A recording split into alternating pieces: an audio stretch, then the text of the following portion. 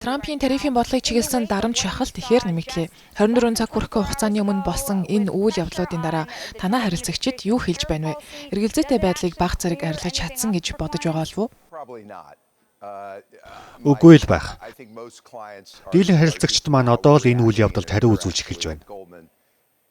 Goldman Sachs-ийн зүгээс ч мөн үүнд өөрсдөө дүн шинжилгээ хийж байгаа. Бидний дүгнэж байгаагаар Трампын засаг захиргаа урдаа тавьсан зорилгоо биелүүлэх ямар нэгэн арга чирэг олох л байх. Энэ бүх үйл явдлын эцэст тарифын хэмжээ 10 орчим хувьд тогтворчих хамгийн өндөр магадлалтай гэж бодож байна. Энэ нь компаниудад сорилт болох хэдий ч тэд дасан зохицох болно. Эсвэргээрээ дасан зохицох чадамжгүй, хөшүүрэг багтай жижиг бизнесүүд илүү том сорилтуудтай тулгарх байх. Тэгэхээр таны зүгээс өгөх хамгийн гол зөвлөгөө нь юу вэ? Компаниуд тарифт хэрхэн бэлтгэн зүйтэй вэ? Томоохон компаниудын хувьд логистик болон нийлүүлэлтийн сүлжээгээ эргэн нэгтлэх нь зүйтэй. Зарим компаниуд үүнийг дөнгөж хийж эхлээд талдаа л орж байх шиг байна. Учир нь тарифын шийдвэр маш гинтийн байсан. Хэрвээ 6-аас 12 сарын хугацаа байсан бол ихэнх компаниуд үүнд хангалттай бэлдэж чадах байсан баг. Энэ нь нэг өдрийн ажил биш шүү дээ. Багадаа 6 сараас 1 жилийн ажил гарна. Миний сонссноор ихэнх компаниуд ашигын маржинаа тохируулж нийлүүлэгчдэд дарамт шахалт үзүүлж эхэлсэн байна. Зарим нь бүтээгдэхүүний үнэ өсгөж байна. Одоогоор хэр их нэмэгдүүлж байгаа нь тодорхой биш байна л да. Гэхдээ ерөнхийдөө бизнесүүд бүсээ чангалж эхэлсэн байна. Мөн компаниудын ашигын маржин нь буураад ирэхээр үүнийг нөхөх өөр арга хэрэгслүүдийг хайж эхлэх болов уу? Би саяхан танай банкны ахлах эдийн засагч Жан Хойцүүсийн байр суурийг сонссон. Эдийн засаг унах 35% магадлалтай байгааг дурдж байсан. Энэ бол маш өндөр түвшин шүү дээ.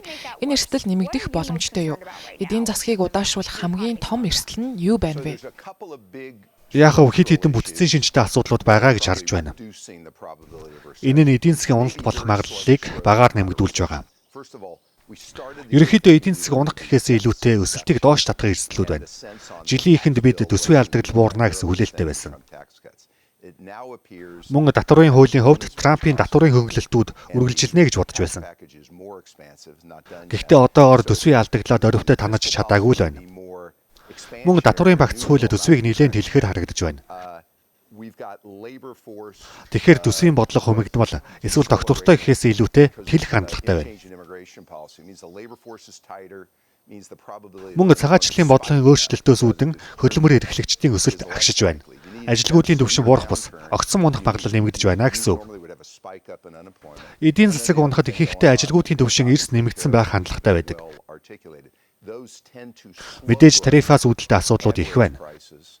Тарифын нөлөөгөөр эдийн засгийн өсөлт удааширч үн өсөх эрсдэл бий болж байна. Дүгнэлт хэлбэл энэ онд эдийн засаг уналтад орохгүй ч өсөлт маш сул байна байх. Эдийн засгийн өсөлт удаашрах тарифаас үүдэн инфляц эрчимжих эрсдэл байгаа энэ үед Холбооны нөөцийн банкны үндсэн хоёр зорилт хаашаа чиглэх нь анхаарал татаж байна. Хэрвээ та Холбооны нөөцийн банкнд байсан бол бодлогын хүүг хэрхэн өөрчлөх вэ? Сүүлийн саруудад би хүлээцтэй хандахыг зөвлөж байсан. Тодорхойгүй нөхцөл байдал их байна. Бүтцийн томоохон өөрчлөлтүүд эд явагдаж байна. Эдгээрийг жигдэрхийг хүлээх нь зүйтэй. Хэрвээ ажилгүйд л огцом нэмэгдвэл Холбооны нөөцийн банк шуурхай арга хэмжээ авч илүү эрсдэл үүрхээс өөр аргагүй болно. Гэхдээ одоогоор тийм байдал хараахан үүсээгүй л байна. Хөдөлмөрийн зах зээл харьцангуй хумигдмал байгаа нь үүнд нөлөөлж байна. Тэгэхээр бидний өнцгөөс тарифын бодлого эдийн засагт хэрхэн нөлөөлөх вэ гэдгийг шийдвэр гаргахаас өмнө анхаарал анзаарч харах хэрэгтэй. 100 аль эсвэл намраас юмс илүү тодорхой болно байхаа. Тэгэхээр Холбооны нөөцийн банк илүү болгоомжтой хандаж, уулзалт бүрээрээ асуудлыг нарийн хилцэх хэрэгтэй. Гол нь хүлээцтэй байх. Энэ 6 дугаар сард эдийн засгийн өсөлтийн хураангуй тайлангаа танилцуулахаар байгаа. Хэрвээ би хуучин албан тушаалдаа байсан бол энэ онд бодлогын хүүг ердөө 1-2 удаа бууруулахыг л уриалах байсан. Энэ бол зах зээлийн хүлээж байснаас харьцангуй бага тоо. Тэгэхээр Америк нэгдсэн улсын төв банк маш төвчээртэй, хүлээцтэй байр сууриас асуудал хандах байх. Энэ нь зөв алхмаа гэж би бодож байна. Манай үзэгчдийн хамгийн их бухимдлыг төрүүлж байгаа зүйл бол зах зээл энэ онд 2 эсвэл түүнээс бага удаа бодлогын хөг бууруулах хүлээлттэй байна. Харин Morgan Stanley-гийн Mike Wilson эх оны эцэг төв банк хүүгээ 7 удаа бууруулж магадгүй гэж таамаглаж байна. Тэгэхээр манай үзэгчид энэ онд хүүг хэдэн удаа бууруулах эсхийг үнэхээр хэлж мэдэхгүй байна.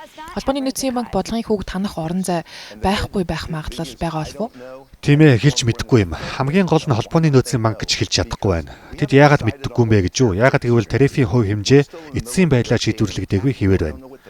Татварын хуулийн төсөл дөнгөж хилцэх шатанд явж байна. Энэ хуулийн төсөл яаж батлагдахыг бид мэдэхгүй. Өөрөөр хэлбэл тодорхойгүй байдал их байна. Ийм цаг үед өөрчилсөн таамаг төсөөллөө багасгаж, эрсдлийн менежмент хийх, уулзалт бүрээрээ нөхцөл байдал ямар байгаад тулгуурлан шийдвэр гаргах хэрэгтэй. Тэд ч ийм байр суурьтай байх болов уу гэж бодож байна. Яг бодлогын хүүг хэрэг бууруулах талаар төсөөлөл таамаг дэвшүүлсэн хүмүүс байх л байх. Урт хугацаатай бондын хүүгийн тухайд холбооны нөөцийн банк хэр их хяналт тавьдаг вэ? Бондын зах зээлийг харуул нилээд хэлбэлцэлтэй байна. Төвшүүр төрүүлсэн гэж хэлж болох үед түвшинд хараахан хүрээгүй байна л да. Өөрөөр хэлбэл 10 жилийн хугацаатай бондын хувьд олон хөрөнгө оруулагчдын болгоомжилж буй 5% түвшинд хүрээгүй байна. Хүүгийн түвшин 5% хүрвэл эрсдэл хэр их нэмэгдэх бол? Холбооны нөөцийн банк засгийн газрын 10 жилийн хугацаатай бондын хүүнд тэмцэх нөлөө үзүүлж чадахгүй. Холбооны нөөцийн банк бодлогын хүүгийн түвшинг шийддэг. Миний гол анхаарлаа хандуулж байгаа зарим талаараа манай үйлчлүүлэгчдэж гол анхаарлаа хандуулж байгаа зүйл бол бодлогын хүү гэхээс илүүтэй 10 жилийн хугацаатай бондын хүү байх болов уу гэж бодож байна. Үүний шалтгаан нь төсвийн алдагдал.